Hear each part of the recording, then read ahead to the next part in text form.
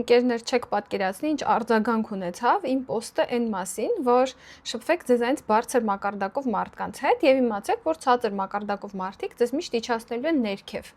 Շատերը մտածեցին, որ պետքա քեզ բարձրացնես ուրիշներից ու քեզ այնց ցածր մակարդակով մարդկանց հետ չշփվես, որ շատերը մտածեցին, որ ես այնքան ինքնահավան եմ կամ այնքան չեմ հասկանում այդ խոսքերի իմաստը։ Տակ բացատրեմ։ Ձեզանից մակարդակով ցածր մարդկանց հետ դուք պետք է լինեք որպես ուսուցիչ։ Ոնց եք ձեր երեխայի հետ, ձեռքը բռնեք իրան սովորացրեք, օգնեք իրան կյանքում։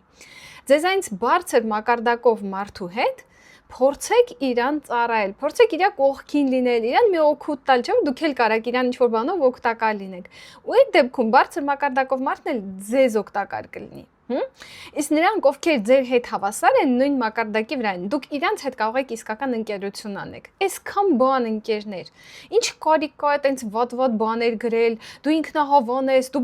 բոլորից քեզ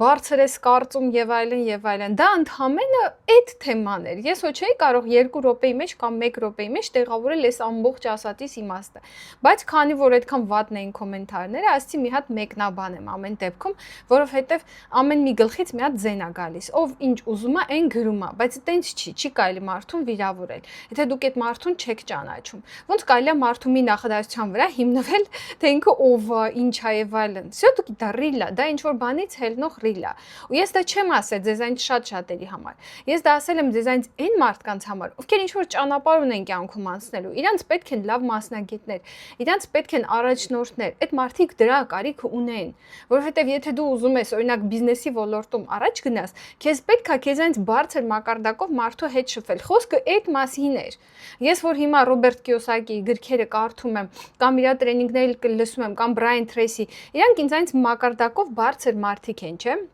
Բայց երբ որ ես իրանց գրքերը լսում եմ, իրանց տրեյնինգները լսում եմ, ես իրանցից սովորելու բան ունեմ, իրանցից վերցնելու բան ունեմ։ Դա մենակ այն չի, որ առօրյա կյանքում ենք մենք ընկերություն անում։ Մենք նաև ընկերություն ենք անում գրքերի միջոցով, ինտերնետի միջոցով, սեմինարների միջոցով։ Մի քիչ լայն պետք է ուղղակի, չէ՞, այդ ամեն ինչի մասին մտածել։ Դե ինչ ընկերներ, հիմա գրեք, տեսնեմ, ինչ եք ասում, ձեր հարցերին սաղ պատասխանեցի։ Իմ սիրելի հեյթերներ, մի հեյթեք այդքան։